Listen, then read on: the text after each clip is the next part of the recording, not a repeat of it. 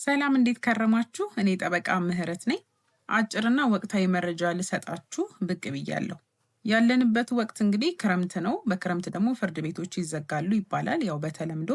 ነገር ግን ያው በከፊል ነው የሚዘጉት። ስለዚህ ዛሬ የማቀርብላችሁ በየትኞቹ ጉዳዮች ላይ በክረምትም ቢሆን እስከሚቀጥለው መስከረም 30 2019 ድረስ በተለይም ደግሞ የፌዴራል የመጀመሪያ ደረጃ ፍርድ ቤቶች በየትኞቹ ጉዳዮች ላይ አገልግሎታቸውን ይቀጥላሉ የሚለውን ነው።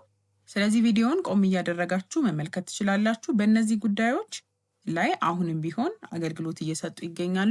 ስለዚህ እንግዲህ ፍትሐ ብሔርም ሆነ ወንጀል ጉዳይ ኖሯችሁ በክረምቱ መስተናገድ ይችላል ወይስ ፍርድ ቤት ሙሉ ለሙሉ ሲከፈት የሚል ጥያቄ ይዛችሁ ተቀምጣችሁ ከሆነ እንግዲህ ከዛሬው ቪዲዮ የምትጠቀሙ ይመስለኛል።